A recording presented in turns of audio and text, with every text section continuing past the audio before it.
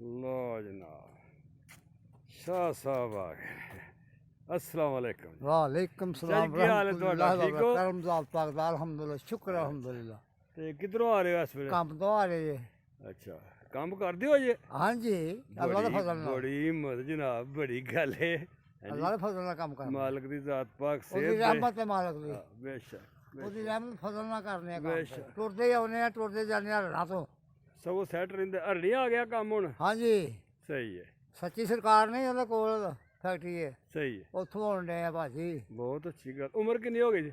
ਉਮਰ ਹੋ ਗਈ ਕੋਈ 78 ਸਾਲ 78 ਸਾਲ। ਆ ਸਾਡੇ ਨਾਲੋਂ ਕਾਫੀ ਵੱਡੇ ਤੁਸੀਂ। ਮਾਸ਼ਾਅੱਲਾ ਬੜੀ ਗੱਲ ਹੈ।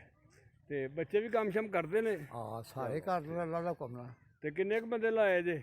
ਬੰਦੇ ਦੋ ਨੇ ਮੇਰੇ ਨਾਲ 40 45 ਸਾਲ ਹੋ ਗਏ ਉਹਨਾਂ ਨੂੰ ਪੁਰਾਣੇ ਬੰਦੇ ਆ ਇਸ ਤਰ੍ਹਾਂ ਦੇ ਬੰਦੇ ਆ ਸਹੀ ਬੰਦੇ ਕੋਈ ਨਹੀਂ ਲੰਮੇ ਚੌੜੇ ਅੱਛਾ ਤੇ ਅੱਗੋਂ ਤੁਸੀਂ ਵੀ ਪੋਤਰਿਆਂ ਦੋਤਰਿਆਂ ਦੇ ਵਿੱਚ ਰਹਿੰਦੇ ਹੋ, ਮੈਨੂੰ ਇਹ ਦੱਸੋ ਵੀ ਪੰਜਾਬੀ ਕਿੰਨੀ ਕੁ ਰਹਿ ਗਈ ਹੈ ਬਾਕੀ ਜਿਹੜੀ ਆ ਬੋਲਣ ਦੇ ਵਿੱਚ ਮਸਲਣ ਆਉਂਦਾ?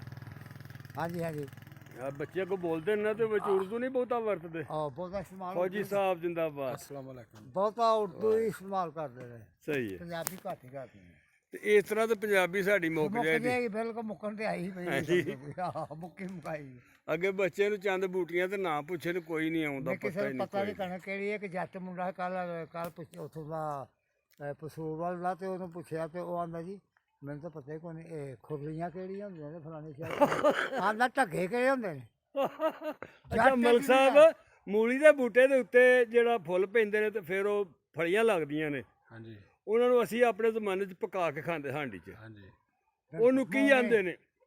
ਕੀ ਆਂਦੇ ਨੇ?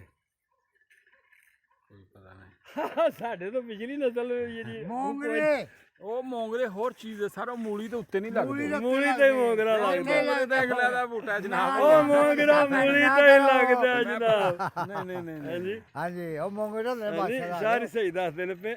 ਹਾਂਜੀ हां ਕਿ ਉਹ ਮੂਲੀ ਦੇ ਫਲ ਦੇ ਉੱਤੇ ਮੋਗਰੇ ਹੁੰਦੇ ਸਨ। ਅਸਲ 'ਚ ਨਾ ਅਸੀਂ मूलियां दे ਪੰਜਾਬੀ टक लोग लांदे सन ਗਵਾ ਬੈਠੇ ਆ। हाँ बिल्कुल ओ फसलां को बैठे ना बस बटाना कणक के ना ਹਾਂ ਉਹ ਫਸਲਾਂ ਉਗਾਉਂਦਾ ਹੀ ਕੋਈ ਨਹੀਂ ਹੁਣ। ਉਹ ਗੱਲ ਹੀ ਕੋਈ ਨਹੀਂ ਰਹੀ ਹਾਂਜੀ ਉਹ ਗੱਲ ਹੀ ਕੋਈ ਨਹੀਂ ਰਹੀ ਉਹ ਫਸਲਾਂ ਹੁਣ ਕੋਈ ਨਹੀਂ